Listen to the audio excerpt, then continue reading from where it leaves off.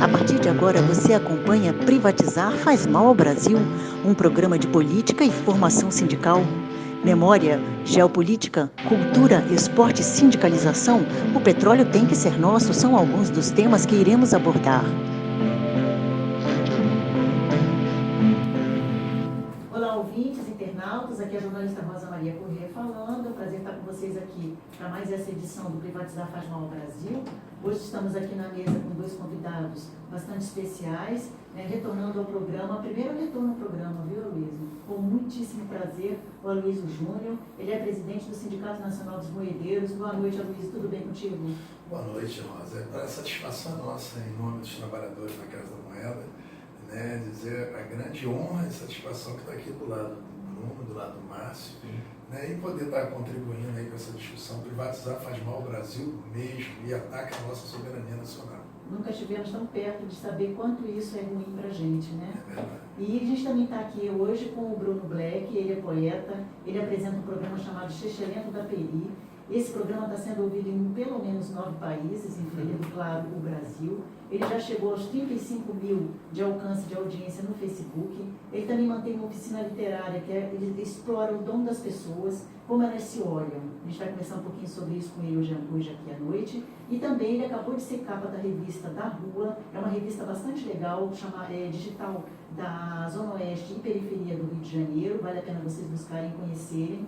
E ele também tem o Face a Face com o Bruno Black no YouTube. E é autor já de 6 livros que ele vai mostrar aqui para vocês também. Boa noite, Bruno. Muito legal estar recebendo você aqui hoje nesse programa.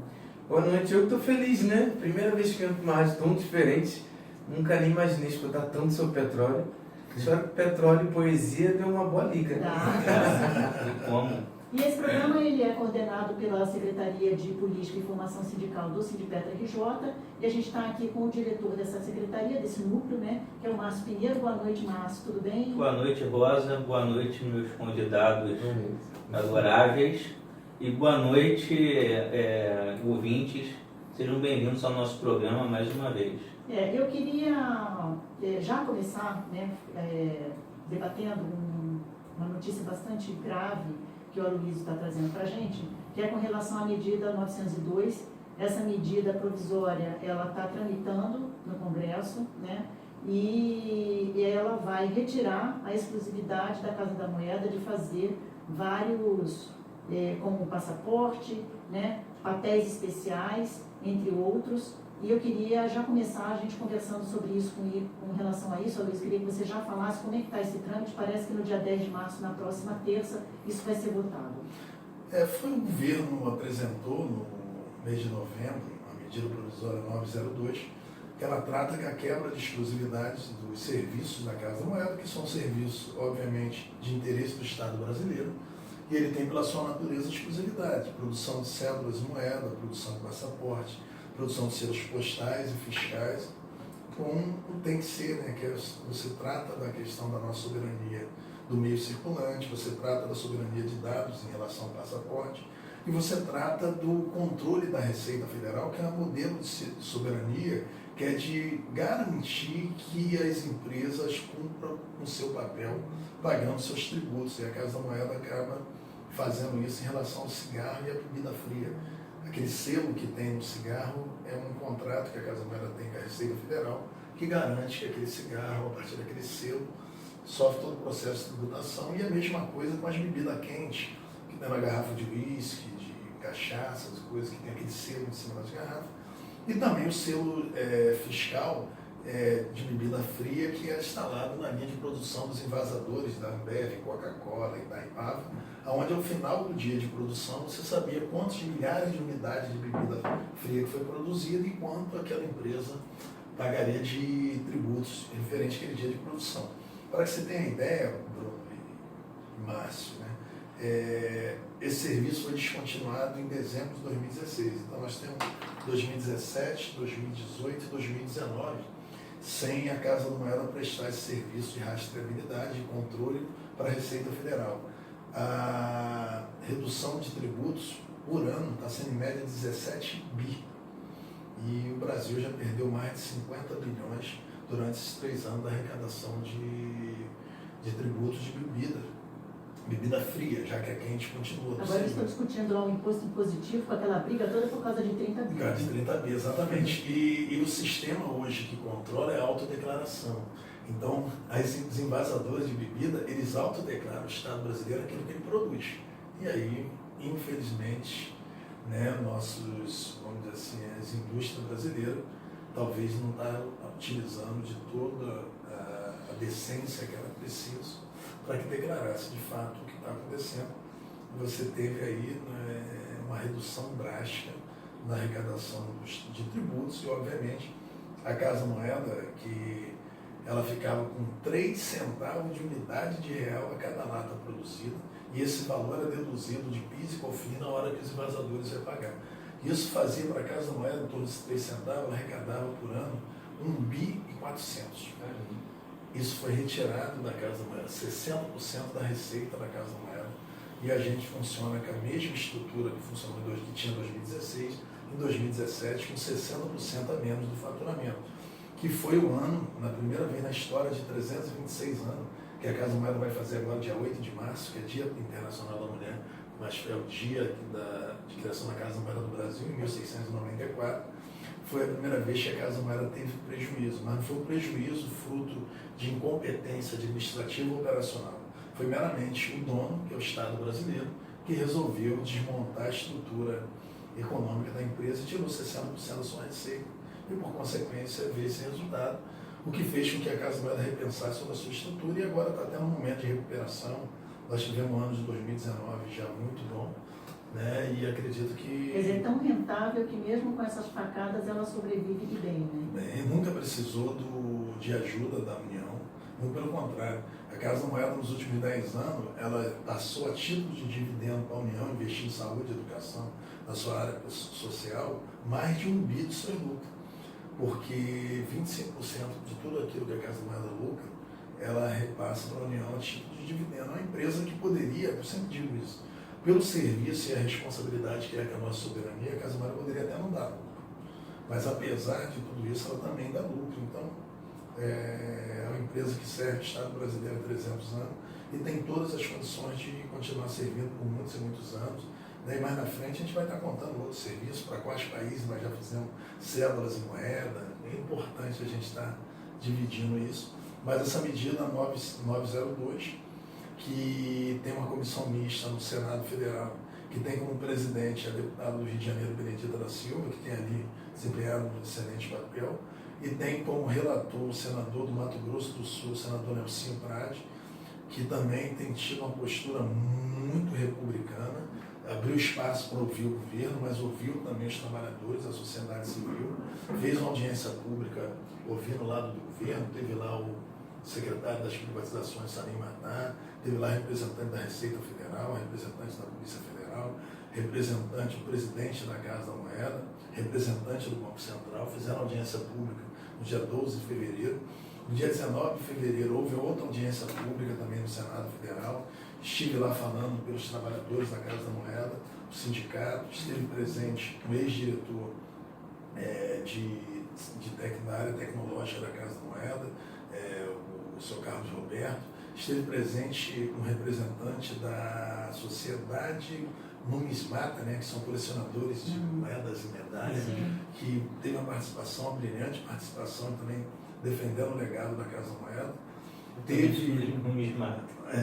Ele teve também presente defendendo uma tese de mestrado do Dr. Rodrigo Ferreira, que é a única tese que trata sobre o meio brasileiro, que trata sobre todo o meio circulante do mundo, e ele faz uma defesa isenta da questão de visão pessoal e sim com dados, como todas as grandes potências, seja econômica ou populacional do mundo, têm suas próprias casas da moeda, que 19 países no mundo, de 180 países aproximadamente, que existe, em torno de 19 países produz 89% do meio circulante do mundo.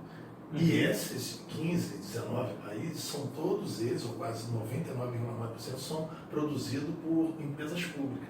E as iniciativas privadas, que reproduz para os outros 160 países, significa 11% da circulação de cédulas e moedas do mundo. Porque países pequenos É caro, de fato, ter uma casa da moeda, mas países com a população, dimensão do Brasil, Estados Unidos, China, Canadá, Japão, a Rússia, Alemanha, Itália, França, somando esses países, né, que são potências econômica e populacional, faz 89% do meio circulante. São em menos de 20 países. Os outros 160 países giram em torno de 11%, que são países menores. E aí a iniciativa privada não tem força para atender tudo isso. Muitos desses países acaba comprando de empresas estatais, como o Brasil já vendeu em outros países. Então a história é extremamente importante para ser contada. E o Brasil, que fica pregando que tem que evoluir, nesse sentido está andando na contramão do mundo. Tem evoluindo. Quem não gostaria de ter uma casa da moeda, Exatamente. Né, própria? Então, assim, está dada a notícia. Eu vou passar o comando do programa agora para o Márcio Pinheiro, vou ali para as operações. Depois, mais tarde, um pouquinho antes do programa terminar, eu volto aqui para conversar com vocês. Um bom programa. Obrigado. Obrigado, Rosa.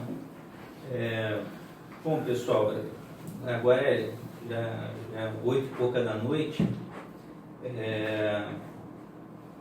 Queria falar um pouquinho, o Aloysio falou um pouco aqui da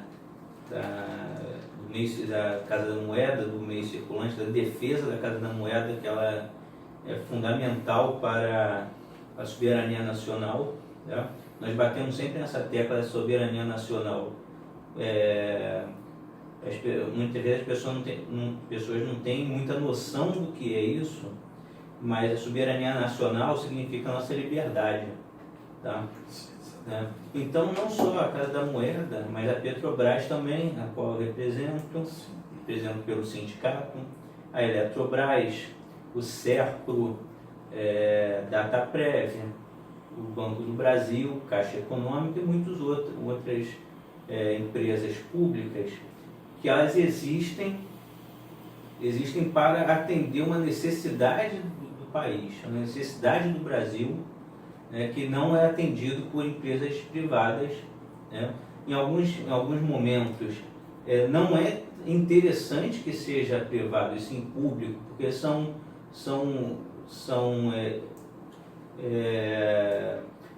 itens, são coisas que são importantes para a soberania. Nós não vamos, por exemplo, permitir a mineração de urânio, que é material radioativo, para uma empresa privada, que ela pode muito bem pegar e usar para fazer uma bomba. Né? Um exemplo, o Brasil, como uma empresa estatal, ela vai usar para produzir combustível para as usinas nucleares, por exemplo. Né? O caso do petróleo, por que ele é fundamental para a soberania nacional? Porque o petróleo ainda move o mundo. Existem várias iniciativas, né, da produção de automóveis elétricos, que assim, é interessante, é o desenvolvimento, uma energia limpa, ótimo. Só que isso aí, o consumo de combustível por automóveis é mínimo comparado com o uso industrial, com o uso de aeronaves, certo? Então, não é o crescimento da produção de automóveis elétricos que vai minar a produção de petróleo, que vai acabar e vai tirar valor da Petrobras. Existe muita gente que diz, uma falácia isso, uma grande mentira, dizem que com o desenvolvimento do carro elétrico, a Petrobras vai perder o valor, ela vai dar prejuízo. Isso é uma mentira cabeluda, porque na verdade isso aí é uma quantidade mínima se comparado com todo o consumo de petróleo do mundo. E não é à toa que as potências mundiais, elas não abrem mão do seu petróleo. Inclusive, elas entram em guerra para pegar o petróleo dos outros. Né? Uma vez, um dos representantes da Petrobras, representante dos acionistas minoritários da Petrobras, fugiu o nome do cara agora, ele me falou o seguinte: produzir petróleo é igual plantar batata. na visão dele, é só um negócio. Mas não é, porque eu respondi para ele o seguinte: então me aponta um país que entrou em guerra por causa de batata. Eu estou esperando a resposta até hoje. Isso aí já deve ter quase 10 anos que eu perguntei isso pro cara. Estou esperando até hoje e não soube responder, né? Porque o argumento dele é falso, né? Então, gente, eu estou aproveitando aqui, estou usando o exemplo da Petrobras, mostrando que ela é essencial para a manutenção da soberania nacional, além de outra, a Eletrobras também, porque, por exemplo, a Eletrobras, a gente tem ela tem o controle da produção e distribuição energética no país. Só que as indústrias, elas precisam de energia para poder se desenvolver. Então, quem tem o controle da produção e distribuição elétrica tem o controle sobre a nossa industrialização. Então, se nós passamos o controle da produção elétrica para o capital privado, nós perdemos a soberania, porque nós não temos mais condição de permitir a reindustrialização do país. Então, vender a Eletrobras é jogar uma pá de cal na industrialização nacional. E a indústria é o setor que mais emprega. Então, a privatização da Eletrobras significa desemprego em massa. A realidade é essa. Mas as pessoas não enxergam, porque a mídia, toda a direita, com todo o seu poder de persuasão, tem dinheiro para fazer isso, para persuadir, né? Tem capital para fazer propaganda, então conseguem fazer com que o povo não tenha conhecimento disso e apoiem a direita, né? Então é isso aí, pessoal.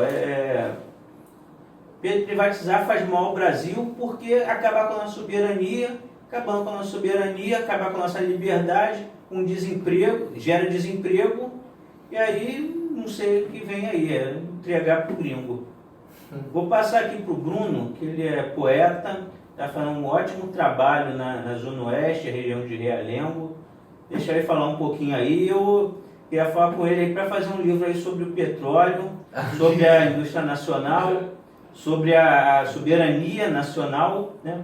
Nós temos um grande escritor que também ele era, de certa forma, um petroleiro, que era o Monteiro Lobato, um dos que lutou pela produção nacional do petróleo. Ele é um dos que lutou para que o Brasil produzisse seu próprio petróleo.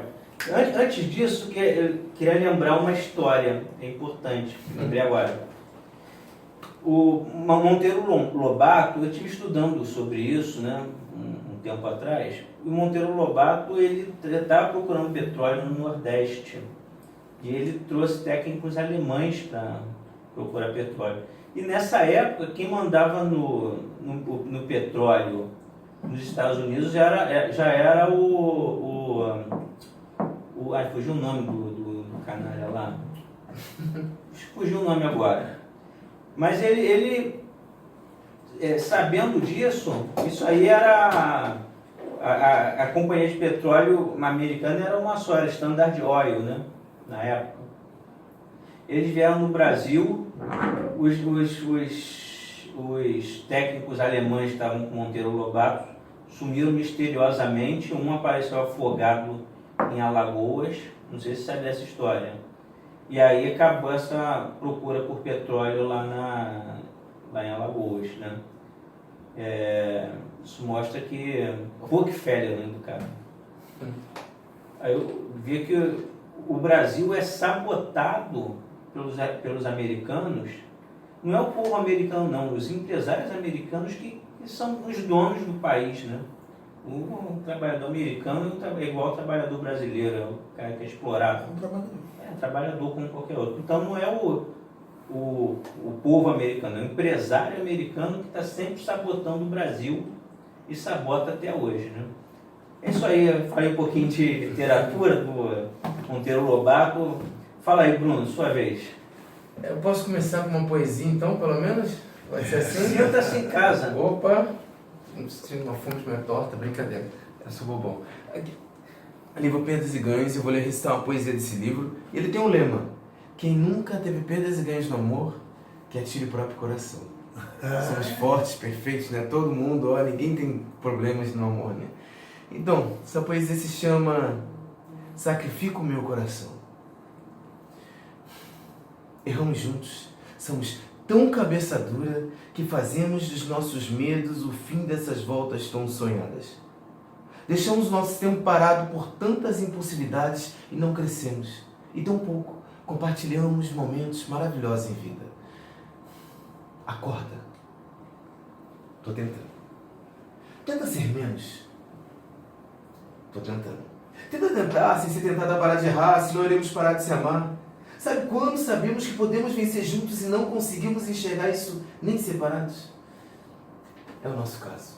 Vamos tentar se amar com a coragem de um guerreiro. É melhor do que continuar sacrificando os nossos corações por orgulho e insensatez. A não ser que no fim, eu, por ser louco por ti, esteja viajando num sentimento que não existe mais. Se for isso, me faz um favor, sacrifica o meu coração. Eu não quero mais sofrer por ninguém. E se não for para viver do meu lado, do seu lado, arranca-me também o outro lado da alma, já que eu não consigo viver e ver mais nada se não for com você ao meu lado. Seja forte, ou volte e lute comigo, ou sacrifico o meu coração. É isso. Feito dia 23 de março de 2014, eu boto data em todas as minhas poesias. Por onde a gente começa? Vai, você é o cara aqui, eu falo tanto de petróleo que você que eu vou falar de petróleo? Eu lembrei, eu sou poeta, cara, calma. Ué, mas você pode fazer uma poesia sobre o petróleo.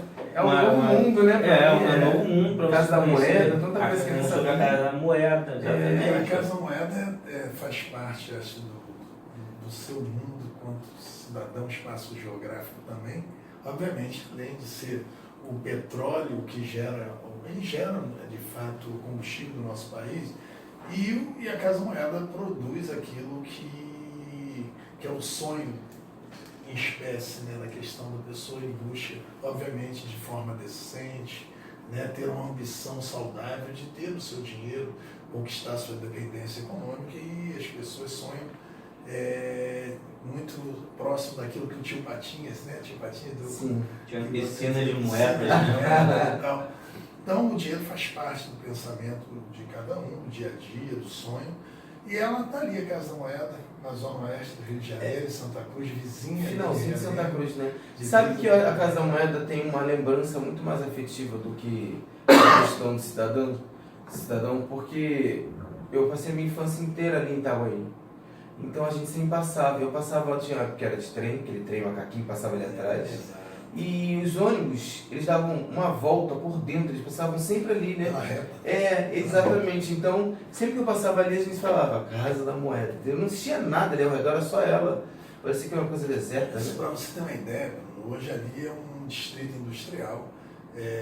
Trabalham-se nesse distrito industrial mais de 20 mil trabalhadores. Caramba. Nós não temos uma estrutura de transporte público ou concessão pública que atenda aquilo ali. 99% das empresas que estão ali, elas dão ônibus para que os trabalhadores possam entrar e sair do seu local de trabalho. E para piorar, a via está muito ruim. Não como aquela estrada ali para as empresas. Já foi pior, né? Rio Santos já foi muito pior. Não, mas estou falando a Rio, estou falando do distrito industrial reta. Aquele caminho está muito, muito, muito ruim. Nós tivemos essa audiência pública na segunda-feira, agora dia 2, e foi importante que deputados e senador teve que passar por ali para aquela situação que o cidadão comum passa diariamente, de ficar espantados que havia chovido. Então, muitos passam, muitos caminhões, ônibus ali, é uma coisa assim absurda, parece que você está participando do rally. Ainda bem que choveu, então, ele teve que passar.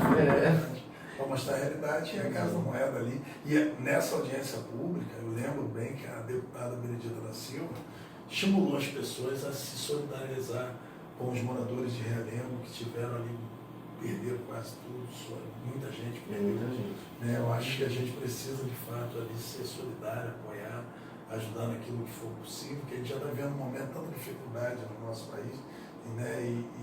E a gente, brasileiro, apesar da dificuldade, nós somos muito solidários. Né? Eu acho importante. E criativos também, né? Exato. Eu vou falar então sobre isso, né? Sobre como começou um pouco disso. Eu não imaginava ser poeta, né?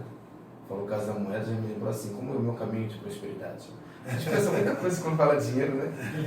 É um amigo, Kleber Melo, 1995, isso é puro botox, ok? Me chamou pra fazer uma poesia. Eu falei, mas fazer poesia, que saco. Aí eis que eu fiz a poesia, ele parou de escrever, aí em 1999 eu já percebi que tinha 100 textos escritos, poesias escritas. Falei, eu me tornei poeta por mérito próprio. Nunca tinha conhecido escritor, nunca tinha conhecido cantor, nada disso, só por televisão. E aí eu fui percebendo que as pessoas começavam a olhar para mim, percebiam que eu tinha uma sensibilidade. Por exemplo, as meninas terminavam com o namorado e queriam conquistar. Para quem elas podiam fazer a carta de amor? Eu. E aí eu fui seguindo, fazendo. E eu era um menino muito tímido. Tipo, se você tivesse feito essa pergunta agora para eu falar de mim sem você, se fosse antes, eu ia me calar para sempre, sei lá. Agora não, agora eu tô sem vergonha. E aí, cara, aí começou, aí eu fiquei pensando assim, como é que um escritor vive? Calma, eu tenho meio Fantástico Mundo de Bob, sabe aquele desenho? Sei. Como que o escritor vive? Eu, de livro. Aí meu primeiro emprego foi office boy aqui no Rio de Janeiro, no centro da cidade. Eu comecei a juntar dinheiro para lançar meu livro. Só que assim, não é como hoje. Eu acho que o salário mínimo em 2099, 2003, eu acho que era R$285, era muito pouco. Não era por aí, não era? Por aí. Eu falo isso para as pessoas, eles falam dificuldades para lançar livro, você não sabia o que era antigamente. A internet estava começando a era de escada. Eu de periferia, imagina, moro numa comunidade de Fumacê, ninguém entendia de nada, ninguém orientava nada, não tinha nenhuma noção. E aí eu fui procurar uma editora e ela me falou que o livro que eu sonhava, mandei 100 poesias para eles. Olha isso. Falaram, o livro que eu sonhava ia custar uns R$10 mil naquela época. Eu falei, gente, eu não tinha nem noção do que era. 1.000, quem dirá 10 mil. Aí comecei a tirar. Eu sei que deve ter entrado umas 15 poesias. E o livro, que era enorme, passou a ser a menor quantidade de páginas que um livro poderia ter. 40 páginas. E eu realizei 3 anos pagando esse livro. Parei de comprar roupa, parei de comprar tênis. Fiquei 3 anos comendo arroz, feijão e hambúrguer. Ninguém sabia. A editora Cortez me ensinou a ler um contrato. Poderia estar me lesando, né? Aí eu ligava. E naquela época era mala, acho que era mala direta, não sei se assim se fala. Eles mandavam envelope para sua casa. Mala direta. Porque assim como os correios eram muito fortes, né, naquela época, porque a gente não fazia muita coisa pela internet.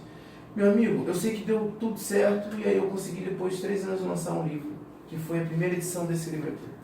Por isso que hoje ele foi assim, todo papel coxinha, me deu hoje o livro que eu quero, né? Mas naquela época não. Aí chegou o livro e aí? O que a gente faz? Eu não sabia vender. E como a maioria dos poetas, eles podem ser os pica das galáxias, desculpa o termo, mas se tu não vende teu livro, aí surgem esses termos que poesia não vende. Lembrando que hoje, dos 10 livros mais vendidos, 3 estão dos 3, né? Dos 10, 3 são de poesia. Acabou o discurso que poesia não vende. Então, a gente precisa redesenhar essa história da poesia. Vamos moral da história. Aí, eu saí desse trabalho de office boy, entrei numa empresa de telemarketing, e lá começou a minha redenção em torno da poesia. Porque eu não sabia o que era o sarau, eu não tinha meus livros nas livrarias, mas em compensação, nesse call center, pode falar o nome da empresa? Pode. A empresa Contax, ela que tem muito no centro, ela me ofereceu a possibilidade de vender meu livro numa PA, que é PA onde a gente atendia os clientes, né, pelo headset. Os funcionários da Contax começaram a comprar todos os meus livros.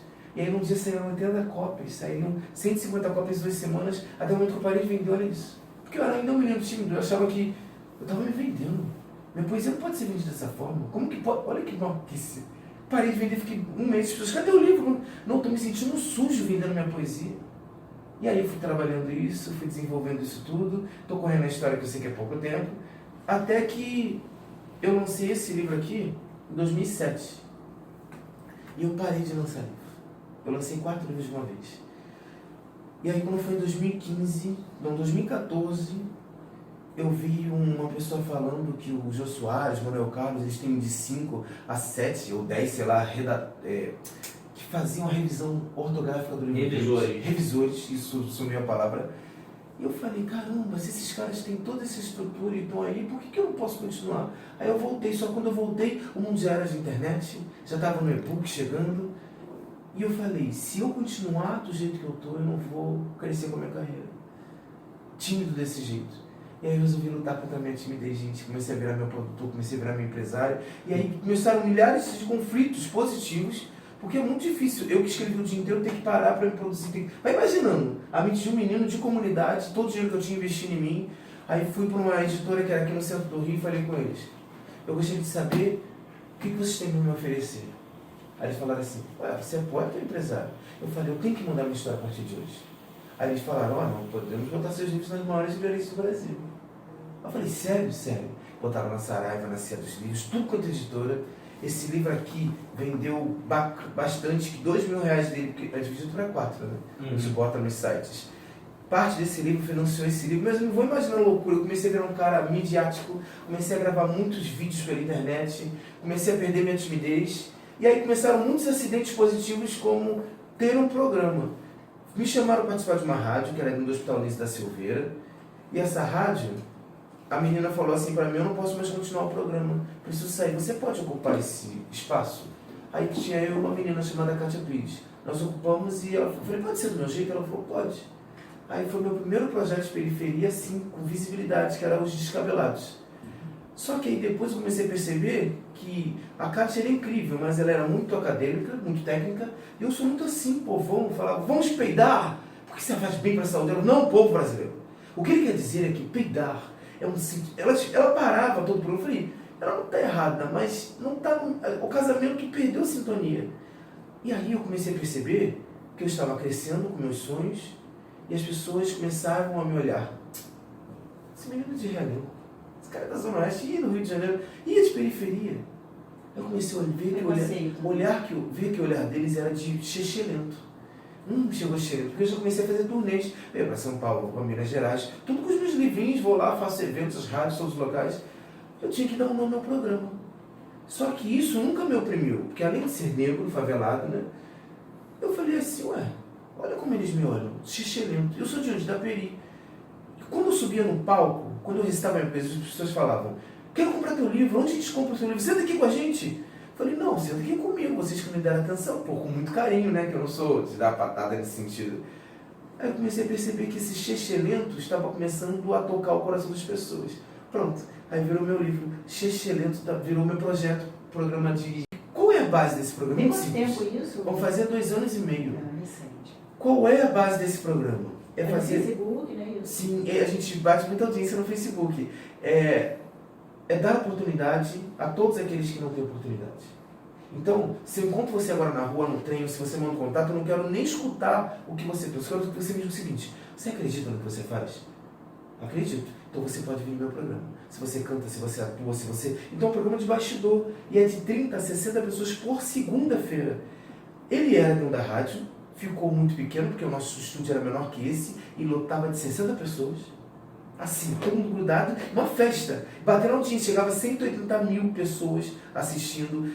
Aí o Facebook derrubava, pagava o programa que ele queria que pagasse naquela época também. E aí surgiu mais um dilema, gente. O programa ficou maior do que a rádio. Na rádio era a Rádio TV Revolução, com todo respeito. Eu tive que tomar uma decisão. Ou eu mudava a cara do programa, ou eu continuava com ele com a nova vantagem que ele tinha. E aí eu comecei a fazer um programa itinerante. A primeira porta que se abriu foi a Portela. Fizemos no espaço que era a sala do financeiro deles. Depois começaram a vir vários espaços. E aí eu comecei a ficar com medo, porque eu achava que a gente ia ficar nesse momento provisório. Eu não imaginei que eu ia ter que ficar itinerante. E a gente caiu no gosto do público.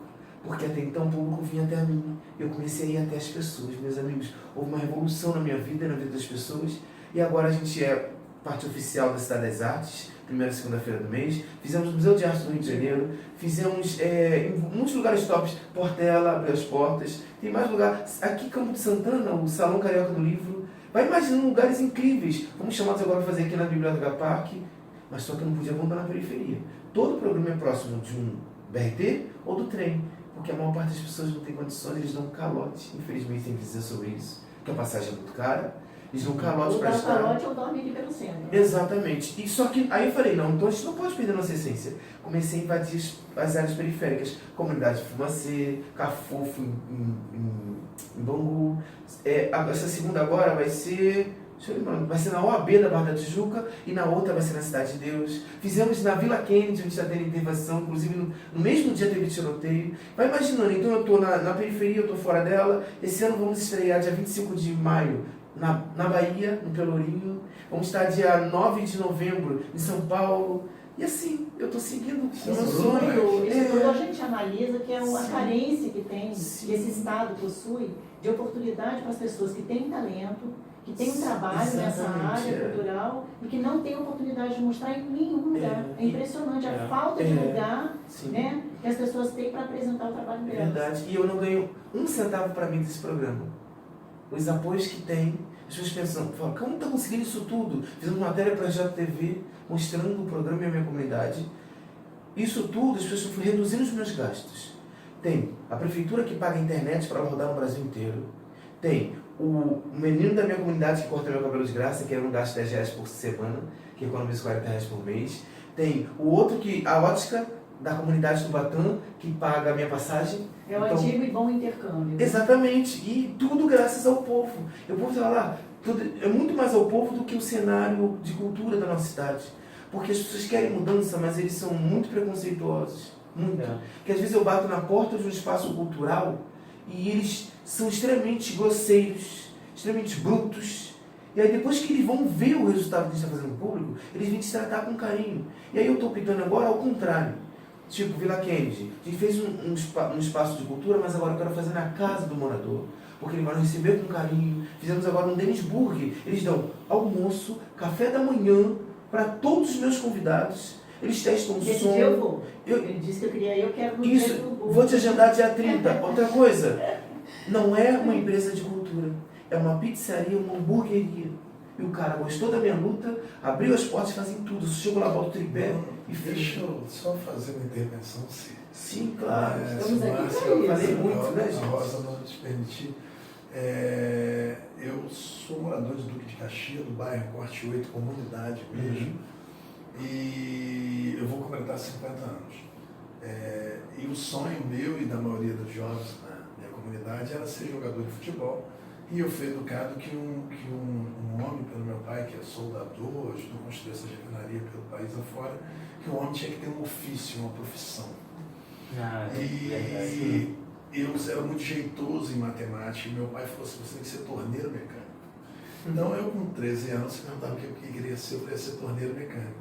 E eu consegui uma oportunidade, meu pai na época, de eu receber uma carta do Senai, e eu recebia meio salário mínimo para poder aprender uma profissão que foi de torneiro mecânico. Eu sou o 6º filho de uma família de 10. Não existia Bolsa Família nessa época, mas se existisse fatalmente eu estava lá.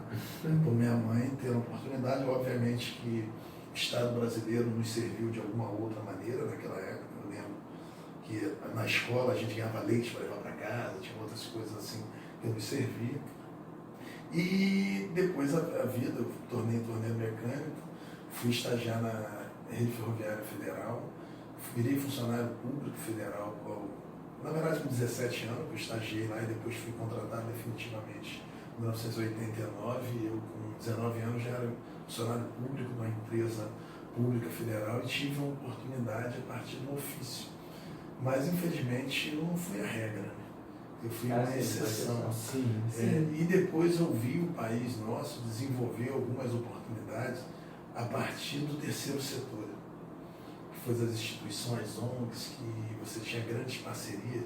Eu tive o prazer de conhecer e conheço a Casa de Cultura de São João de Meriti e acompanhei projetos com eles, tive prazer de conhecer várias outras instituições que tinham para a Baixada Fluminense. Dia 23 vai ser em Nova Iguaçu, no Centro Cultural de Nova Iguaçu. Vai ser feito lá o programa. Que é um espaço de oportunidades. Então você via, obviamente, é possível que algumas instituições possam não ter utilizado desse mecanismo de forma republicana como devia, mas ela deve ser punida. Mas era uma chance que você chegava a oportunidade cultural pública lá na ponta, para quem estava lá, passava na base, né? Na base, e fazia a transformação da vida das pessoas, isso que você via acontecer. Né? E infelizmente, né, depois de 2016, a reforma, isso virou crime. Essas parcerias do Estado brasileiro com as instituições que estão lá na ponta, vivendo, isso que você viveu de se transformar, você teve que se autotransformar de um jovem tímido com limitações para se transformar esse homem que você é, né? O Bruno Black, essa pessoa que transmite toda essa segurança, você falando, você nos dá a alegria de te ouvir. Então, assim, então, acho que é uma coisa que se o Estado brasileiro desse a oportunidade, além, lógico, dos parceiros que você consegue, para que pessoas como você pudessem irradiar isso pelo Brasil afora, obviamente a gente é um país muito mais feliz, com muito mais oportunidade, ao invés da gente ter que estar contando jovens que morrem pelas periferias diariamente. Né? Nós matamos mais jovens aqui, majoritariamente negros, em nossas periferias, e grande parte pela mão do Estado brasileiro, que são homens também, que a gente sabe que majoritariamente são homens de bens e honestos, e majoritariamente negros, que ficam numa guerra sangrenta entre o Estado brasileiro, das forças de segurança contra os jovens que estão na comunidade, e não combate a origem de tudo isso. São pessoas que estão na Zona Sul e lá em Escagelo, mata um hoje, vem 10, amanhã mata 10, parece 20, e isso está virando uma coisa que a gente mata mais aqui do que numa guerra. Se mataram 67 mil pessoas, majoritariamente jovens, entre 14 e 25 anos, que foram mortos no ano passado, 67 mil jovens. Nossos números são de conflitos bélicos. Exatamente. E você está acabando com gerações. E uma das formas que tem de se combater isso é com oportunidade, é com cultura, é com poesia, é com dança, e é com emprego. Né? Eu acho que a gente tem que valorizar isso, oportunidade real. Porque senão a gente vira um país que perdeu a crença no ser humano. E o resultado disso é muito ruim. O Rio de Janeiro vive isso. Nós temos um prefeito que falou que é tratar das pessoas, e quem viu o que ele disse agora, que as pessoas moram na beira do rio para poder necessidade para não usar cano. Você tem um governador que diz que tem que atirar na cabecinha e ver um jovem ser morto na ponte, ele comemorar como fosse um gol dentro de um time de futebol. Você tem um presidente da República hoje que é fruto dessa desesperança do povo brasileiro, porque em condições normais, figuras como o presidente da República, Jair Bolsonaro, não teria chance de ser presidente, mas a gente está, isso é reflexo da falta de fé do povo, porque não gosta de negros, judia, de mulheres, agride repórter. Não gosta de nada. Não gosta de nada. É o reflexo da sociedade. 28 anos, 30 anos representando o povo no Congresso Nacional sem ter um projeto aprovado que mudasse a vida das pessoas. Ele é um reflexo da nossa falta de esperança. E o resto é consequência. Você vê que tem um presidente hoje que é dominado pela política econômica do Paulo Guedes, que toda vez se fica nítida a limitação da figura do presidente, e o Paulo Guedes representa o setor econômico, financeiro, não do Brasil, não, do mundo internacional, e que veio aqui para tomar a oportunidade de que as pessoas possam se aposentar, que os jovens possam ter emprego, que uma pessoa que faz uso do BPC, que é o benefício de prestação continuada, tenha sua dificuldade, então judia de quem é mais pobre. E aí, por consequência, você tem um resultado que nós estamos vivendo. A população na rua, a população sem condição de pagar seu meio de transporte, o desemprego nas alturas, o salário mínimo sendo cada vez mais depreciado, as pessoas ouvindo um representante do povo brasileiro dizer que o cidadão tem que escolher entre ter direito ou ter emprego, quando os países do mundo, cada vez mais, em função do avanço tecnológico, diminuem a quantidade de jornada de trabalho, porque para você poder ter espaço para todo mundo, há países no mundo que estão discutindo que todo ser humano tem que ter uma renda.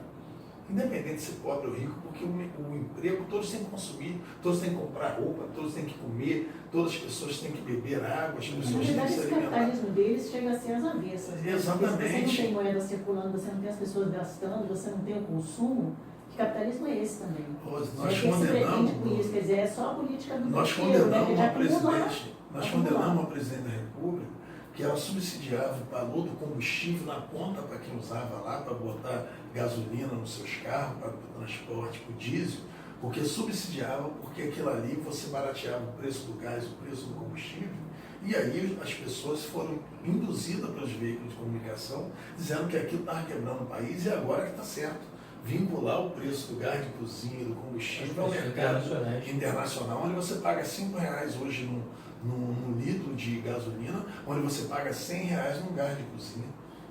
É isso que eles estão falando que é humanizar. E isso aí permite a importação de combustível e faz com que as refinarias produzam menos. Então, justifica a privatização de refinaria, dizendo que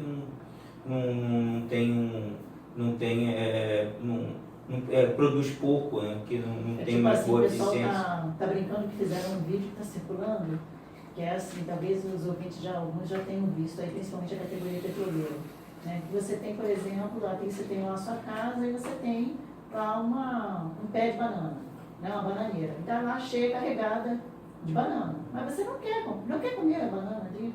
Você não quer aquela banana, entendeu? Na sua casa. Sim. Você quer comprar. Aí você se arruma, vai na feira comprar banana muito mais cara. É isso que eles querem fazer. É isso que eles estão fazendo. Entendeu? A gente tem pré-sal, a gente tem petróleo, a gente tem Petrobras, a gente tem petroleiro, mas eles não querem. Eles querem vender tudo, querem fechar tudo e comprar a mesma história da Casa da Moeda. Uhum. Quer dizer, você tem uma casa que faz toda a produção, né, que tem as pessoas todas preparadas para fazer, que já faz isso há mais de 300 anos, né? E aí não, vamos fechar, acabar com a Casa da Moeda, acabar com aquilo tudo lá, vamos privatizar, vamos pagar ali para outro cara fazer. E mais caro ainda. E mais caro. Não é nem privatizar, agora é fechar Agora e fazer este vídeo fora. fez. Mas é o que estão fazendo com a Petrobras. Só eu te ajudar, a Casa da Moeda, ajudar na sua fala, a Casa da Moeda e a Petrobras é referência nisso, de parte de recurso investir em programas sociais, isso que você faz Sim, no seu ainda dia a tem dia. isso, né? De A patrocinar. Casa da Moeda também tinha o setor de patrocínio de projeto, que prioritariamente financiava instituições da Zona Oeste da Baixada Fluminense. Se eu não me engano, a Casa da Moeda já chegou a investir em torno de R$2 milhões, que para nós era muito dinheiro. Eu acho que a Petrobras investiu milhões e milhões, muito mais. Sim. Que era oportunidade para jovens como você conseguir Obrigado, já tem descontar, cabelo branco. né? Conseguir, mas você não vai envelhecendo nunca, você vende Espírito, jovialidade, né? Então, eu acho que a gente tem que valorizar isso. Eu acho que você saindo fumaceira, Eu ainda sou de lá lá. de lá, então você levando a sua poesia, que é a nossa poesia, para quem tem sensibilidade possa, né? E tem pessoa que tem sensibilidade e não sabe nem que tem, igual você, né? Isso. E aí eu fiz um livro para quem não gosta de ler poesia, que é esse aqui, ó. Todas as poesias são lidas em 1 minuto. E todas aquelas pessoas que as pessoas desprezam, que falam, a brasileira não gosta de ler, é mentira. Sim. O artista brasileiro não escreve para brasileiro. Ele quer ser Drummond, ele quer ser o Pessoa, ele quer ser como um americano. Ele não quer entender como a periferia escreve e como ela capta essa mensagem. Então, quando eu vejo um artista falando que o brasileiro não lê, eu começo a perguntar para ele, como que você acha que ele não lê? Se a gente ama samba, se a gente ama cinema, a gente ama seriado, a gente ama... Isso é poesia. Será que não é a forma como você faz sua arte que não está tocando essas pessoas? E eu fiz esse livro, é o maior sucesso. Vou ler uma poesia rapidinho para vocês. Se chama Lado Negativo. Quer dizer, vocês querem que eu leia uma poesia engraçada, romântica, abstrata, periférica? O que vocês querem que eu leia? Lê essa que você Lê a escolheu. poesia. Essa, Lógico, lógico. né? Porque a que faz mais sucesso não é essa. Não, lê a que É, você importa. escolheu. eu vou fazer essa porque vocês falaram muito do lado social. Lado negativo. O que será de nós? Estamos entregues aos urubus e a vida parece ter perdido para o medo. Quem poderá nos trazer esperança? A vida parece ter perdido sentido. E agora o sangue veste as nossas casas, a fantasia a nossa realidade, a corrupção se espalha sobre a ética profissional e o crime parece que compensa. O que somos? Cidadãos ou puramente otários? Estão nos roubando, nos violando, diante do nosso maior patrimônio, que é o Estado-Maior? Que ferramentas da democracia são essas que nunca estão a nosso favor? Até quando tudo ficará assim? Será que existimos? Então, você vive bem? Negativo. É isso, feito em 2005. Não foi 2015, 2005. Então, são pequenas, são práticas. Ó. E aí eles vão levar, e levam, todo mundo que fala, não quero, não gosto. Eles levam porque ele é todo organizado. Para quem não gosta de ler poesia, olha o sumário dele. Você não precisa ler um livro todo. Lê o que te interessa. Romântico, humor, abstrato, crítica, sensualidade, fé, motivacional e poesias bônus. E aqui, ó, a parte que faz mais sucesso é poesias de humor. Que o brasileiro é muito sacana. Vou ler uma então, ó. Maldade está na cabeça de vocês. Eu sou uma pessoa pura, puríssima. Ok? Ok, gente? Ok. Preciso comprovar isso aqui. Preparem-se. Exatamente. Ó, a poesia, é número 38, faz um sucesso até nas escolas isso aqui. Se chama Xoxota Burro. Eu te disse, lava ela direito. Você quis dar banho nela na piscina e olha agora, tá toda olhadinha, vermelhinha, babando. Fala com ele, pergunta. Xoxota Burra. Anda, amor, pergunta, ela não se mexe nem vibra com a nossa voz. Será que perdeu o tesão pela vida? Reage! Deixa eu meter o dedo nela. Amor, eu não sinto a respiração dela. Amor, precisamos levar a Xoxó pro médico antes que as crianças cheguem e notem que a pobrezinha da cadelinha está desmaiada. Essa besteira, né? Era só uma cachorrinha. É isso, é você fazer o brasileiro entrar nessa vibe. A gente vive brincando, zoando, sacaneando e no final não era nada disso. Era uma simples cadela. Pronto, eles deliram. E aí pronto, missão cumprida, mais um projeto social. Eu acho que o artista brasileiro, antes de pensar em ser artista, no glamour, ele tem que ser cidadão. Sim. Porque se o governo não faz, a gente resolve uma música de qualidade, com um livro de qualidade, uma linguagem de qualidade. Quer escrever buscado? Pode, mas também pensa naquele cara que precisa da sua outra forma de escrever. Então, eu acho que o artista brasileiro tem uma grande missão a partir desse governo, a partir dessa sociedade que a gente está vendo. É de legitimar o que ele realmente sente em relação ao próximo. Porque quando você olha a sua arte e olha como é que o próximo vai sentir minha arte, você começa a criar várias formas de impactar aquela vida. E aí você pode usar a internet, pode fazer vídeos, você pode ler suas poesias. Nós somos incríveis brasileiros. E não tem quem nos tire isso, não tem governo bom, governo ruim, não tem quem tire. Então é só a gente se unir. Você não fazendo isso tudo sem ter. Imagina se eu tivesse. Então, se cada um fizesse, e falam para mim assim, da periferia, está na hora de você lapidar, para não estar com muita audiência, não levar qualquer tipo de pessoa. Eu falo, não, faz o seguinte, pega quem você acha que deve, monta um outro programa e ajuda eles. Porque a minha missão, você bem qual é divulgar o dom das pessoas. E pronto, eu não quero brigar com ninguém, eu quero fazer. E é isso que eu estou fazendo, gente. Entendeu? É isso aí, maravilhoso, né? A gente está chegando aqui, infelizmente, ao final desse programa. Né? A gente vai se despedir aqui agora. Queria começar a Luiz Júnior, esteve aqui com a gente, é presidente do Sindicato Nacional dos Moedeiros, trouxe aí, né, essa luta que está continuando aí, a gente vai tentar fortalecer cada vez mais isso, mas ele falou sobre a medida provisória 902, que vai agora no dia 10 de março, na terça-feira, ter uma votação no Congresso importante, a gente pede para que todos acompanhem, e a Luiz queria que você se despedisse do ouvinte e já deixasse o seu recado aí para essa noite. Primeiro, mais uma vez, agradecer, né, e a alegria, né, não, Márcio, que a gente vê aqui o Bruno falando com essa alegria e eu confesso para você que a gente precisa disso.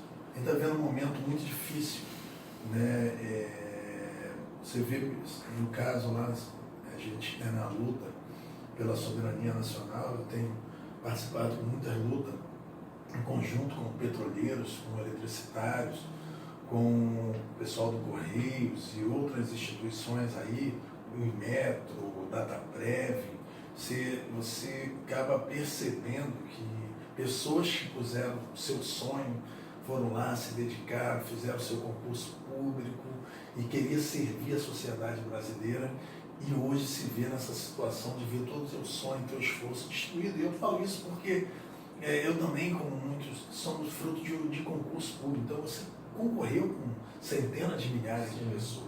Você não é fruto do acaso. E aqueles que são antes de 1988 também concorreram para se manter nesse emprego até hoje. Ele fez um concurso prático a cada dia.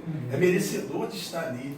E as pessoas estão com seus sonhos, seus projetos de vida sendo destruídos, não por falta da sua competência, não por nada disso, meramente porque se entende que o Estado brasileiro está à mercê de uma política de governo. Faço questão de dizer isso, que os governos são passageiros, mas o Estado é permanente. Então você não pode desfazer de um bem público. Vou falar da Casa da Moeda, que por exemplo, eu poderia falar da Petrobras ou do Correio, um bem público que fosse construído por 300 anos, a cada dia, pela mão de vários trabalhadores, passou por dentro da história do nosso país, tem 500 e poucos anos, a Casa da Moeda tem 324, ali você, contando a história da Casa da Moeda, você conta um pouco da história do Brasil, e meramente um governo legítimo, que foi a partir da vontade do povo, isso aí a gente não pode negar, mas entende que ele se apropriou do Estado brasileiro, não. Ali tem direito a produzir política de governo.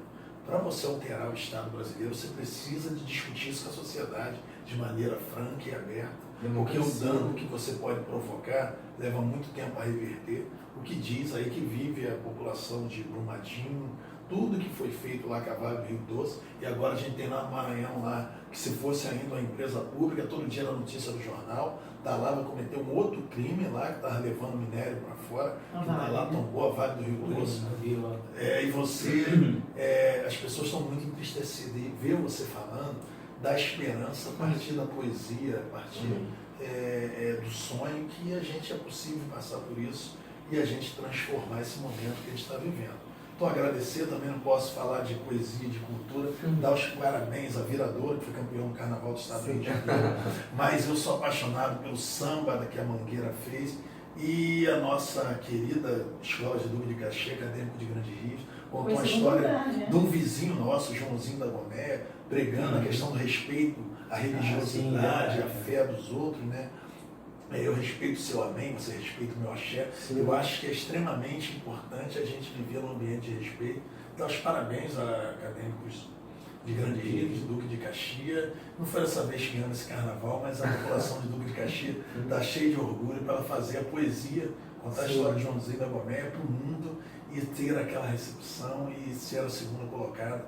Está de parabéns à nossa cidade. Dar parabéns aos trabalhadores da Casa da Moeda também, que estão firmes numa luta e vamos ser vencedora. Nós vamos ter um relatório da medida provisória 902, que eu acredito que o nosso relator, Delcinho Trade, junto com a presidente da comissão, Benedita da Silva, estão sensibilizados pela história e a importância da Casa da Moeda, e pode ser uma oportunidade também a partir desse relatório de virada, para que a gente possa manter na terça-feira, essa empresa 100% pública, tratando da nossa soberania nacional e servindo a população brasileira. Mais uma vez, obrigado pela oportunidade de estar aqui, sempre é uma satisfação. A Rádio Petroleira que agradece a tua presença, sempre muito legal aqui presente, e dos moedeiros também, e a gente vai estar acompanhando aí para noticiar toda essa questão com relação à medida 902. Bom, queria me despedir agora do Bruno Black. Bruno Black, ele é poeta, ele leva o Xexelento da Peri. Esse programa está no Facebook, é fácil de acessar, como é que a gente só faz a pesquisa? Xexelento com X da Peri, só acessar que vocês conseguem. E aí, assim, tem um dia certo? Toda segunda-feira, 9h30 da manhã até 12h30. Pronto. Sempre ao vivo, sem cortes. Então, segunda a sexta, né? Não, toda segunda. Toda segunda, de 9h30 a 12h30, no Facebook, isso. Xexelento da Peri. Segunda agora vai ser na OAB da Barra, na outra vai ser na Cidade de Deus, depois vai ser no Centro Cultural de Nova Iguaçu, e para finalizar o mês no Denisburg, lá em Rocha Miranda. Tá ótimo. Ele também tem os livros publicados. Como é que a pessoa tem interesse no teu livro? Ela consegue achar? Pode me procurar no Zap 21 986618011, e pode comprar tanto comigo quanto nas editoras. 986618011. Eu envio pelos correios também, eu tenho maquininha, sou quase um camelô. Tem o WhatsApp. É um empreendedor. Empreendedor. Tá ótimo. Bom, vou me despedir por aqui. Tá. Queria que você lesse mais uma poesia pra gente. Sim, eu tenho esse lema aqui, ó. Se tens um dom, seja. Eu não quero saber o que as pessoas fazem inicialmente, quero saber o que elas fazem, se elas amam o que fazem através do dom delas. Eu vou recitar a poesia de uma canção da cantora Maria Bethânia, que se chama Beijo Roubado. Inesperadamente você aparece e eu vejo-me literalmente ao seu lado. Seus olhares pareciam já pertencer ao meu, mas nos comportamos na certeza de que teremos muito ainda a trocar. Aos poucos, Vi minha voz sussurrando no seu ouvido palavras de amor. E seus poros se abriram para sentir o meu calor. A conexão estava divina e os desejos que não são bobos logo foram tomando forma. E quando eu quase tive para mim de total verdade, você se levantou como um foguete, me deu um beijo e pulou para fora do ônibus como se fosse uma miragem. Por pouco eu pensei, acho que encontrei o grande amor da minha vida, mas eu acho que depois disso nem vi onde de verdade eu estava. E percebi que os olhos do meu corpo estavam fechados e que logo era um belo sonho. Só ficou uma dúvida no ar. Será que sonhos se realizam, gente? Sim ou não? Sim ou não, gente? Sim. Que beijo... Sonho que se sonha junto é realidade. Então, ó, que beijo roubado foi esse, acho, que roubou meu coração junto. É isso, gente. Obrigado pela oportunidade. Seja um bom seja. É isso. Olha que o amor da minha vida eu conheci dentro do ônibus. Olha isso, gente. É bem de periferia isso. É bem sonhador. Tá bom, gente, estamos despedindo por aqui. Queria lembrar a vocês que esse programa tem reprise no sábado e domingo, em 2 horários, às 10 da manhã e às 3 da tarde. Nós estaremos aqui com vocês na próxima quinta. E no dia 9, às 5 da tarde, a gente tem um encontro marcado na Candelária, que é para poder marchar aí pelo dia 8, que é o Dia Internacional das Mulheres. Também, nunca mais vamos esquecer, Fundação da Casa da Mulher. A gente vai falar disso. 326 anos. Vamos falar disso também no dia 9. Então, um abraço a todos. Vou passar então agora a despedida do programa ao diretor Márcio Pinheiro e agradecer a presença dele também aqui conosco. Pessoal, já que tocaram aqui no assunto de carnaval, eu como cria do Morro de São Carlos não poderia deixar de torcer para Estácio de Sá, que foi novamente garfada e rebaixada. O pessoal da IES adora garfar Estácio de Sá, né? Mas tudo bem, a vida que passa. Mas é o seguinte, cultura é resistência. A falta de cultura, né? Eu vivi isso também quando eu era criança lá no São Carlos. A gente não tinha cultura, né? Não tinha, então o garoto, a criança, ela não tinha o sonho de ser jogador de futebol ou não conseguia, achava o bandido lá com dinheiro, ganhava fácil, cheio de menininha. Então você não foi jogador de futebol e virar bandido. Era a realidade, né? Se as pessoas, a garotada, tivesse cultura naquela época, conhecesse esses livros de poesia, conhecesse as carreiras que eles poderiam vir a trabalhar na frente, no futuro, teriam até se dado mais a estudar, seria uma